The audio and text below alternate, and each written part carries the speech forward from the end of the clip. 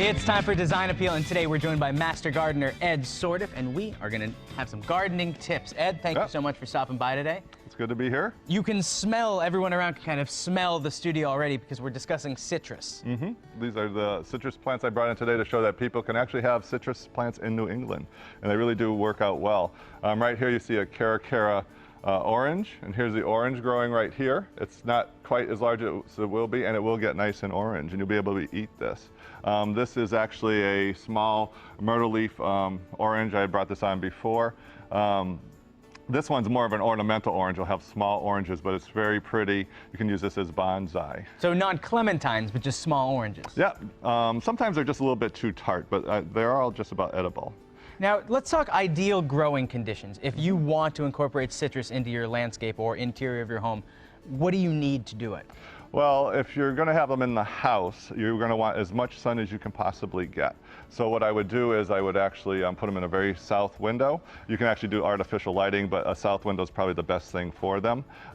Keep them nicely moist through the winter. Let them dry out just a little bit in between. You don't want root rot. And try to keep them at least at 50 degrees and above in the winter. So you want to let them dry out a little bit? Yeah, just a little bit, because if they're always soaking wet, and if it's a little bit cooler weather, that will actually help the roots to start rotting. You know, Ed, because usually the moment my plants dry, I'll water them again because I think they need it. But so you give them what, maybe a day or two? Well, no. When you put your finger in there and they feel dry to the touch, that's exactly when you should be watering. Oh, well, then so I've been right this whole way. Yeah. Good for me. Yeah. And then and in the winter, you don't really want to fertilize them that much because they're not going to be taken up. They're going dormant. These guys have not put on any new growth since last year, but actually towards the end of January, when you notice that the days are getting a little bit longer already, the plants are going to notify you that, because they will also all start sending up some new shoots, so you'll be able to see that. And they'll actually start blooming. This one is going to be blooming in a few weeks here, and that's one of the other reasons you really want to have oranges in your house, because when they do bloom, they have the most amazing fragrance. They have a beautiful, big, waxy white flower, and it just smells like perfume and oranges mixed up, and you smell it throughout the entire house, so it's a really great thing to have. Huh. And of course you get the edible fruit later, which is kind of cool. That is nice. So a tree like this, how big is it going to get, and what's it going to really yield? Well, it's going to get, it can probably get about 4 feet tall. These are all dwarfs. They're not the big ones that you would see out in the fields. Yeah. They're specially designed for people to have in the home or on the patio. So they won't get that large. And you can actually prune them too later on in the season. This one I actually brought in today to show some of the problems that can happen with a citrus. This one, if you look up close, you'll see that the leaves are very shiny, almost like it was just wet. Yeah, moist. Yeah, they're glossy. That's because this tree, and these are actually a friend of mine, Chris. Mine are too big at home. I couldn't bring them in. They're like 5 feet tall. Oh, wow. But she was nice enough to give me these.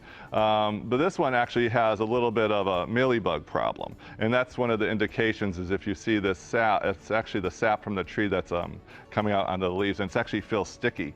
So a good way, you'll see little masses of mealybugs in the corners. They would be, they look like little cotton balls, really tiny ones. And so a good way to get rid of that is you can actually go in there with a little rubbing alcohol. And this is safe for the plant to put alcohol? Yeah, alcohol. Really? It's just regular rubbing alcohol. And then you would see the little mass somewhere. You would dip it, your Q-tip in, and you would just swab away that little mass. And then that would actually go away. This actually works if you see scale. Scale's like a little bump on the trunk, and it's a little brown bump or green bump, and you would just go like this, and it would come right off with this, because the alcohol actually dissolves the a waxy cuticle that the scale would have, so they come off really easily. But it doesn't damage the tree. No, and then all I would do after is I would just actually give it a shower.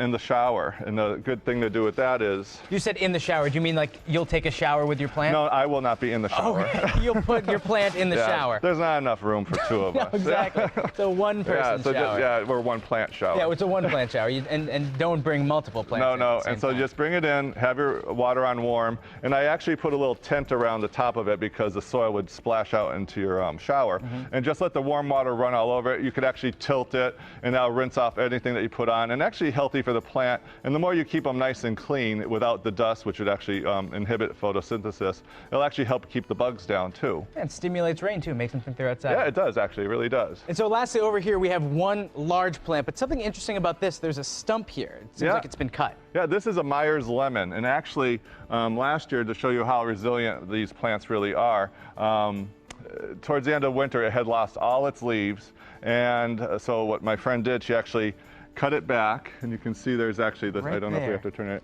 to the camera. Oh, watch your face. Oh, yeah, these have thorns on them. Yeah, they folks, do in have case you thorns. buy some. And actually, if you do have these plants, you find the thorns, you can cut off the thorns.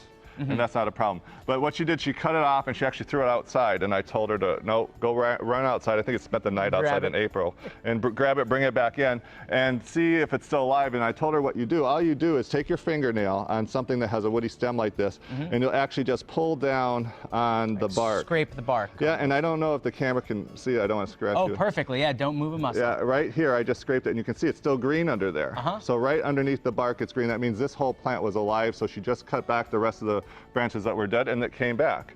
Pretty and cool. actually this morning, until I started bringing it here, it was all full of little Say, check these out. little baby lemons, Meyer lemons, but I knocked them all off for her, so, you know. Can you eat these Myers lemons? Yes, yeah, you can. They're just the regular lemons you would get at the store. They're small, they'll keep growing, but yeah. Well, these are some pretty good-looking lemons. Ed, thank you so much for stopping by with these citrus care tips. I didn't know you could have citrus plants inside your home. You should try it. I think I just might. I think I have myself a new hobby. And if you want any of these tips, you can always go online to mymassappeal.com later today.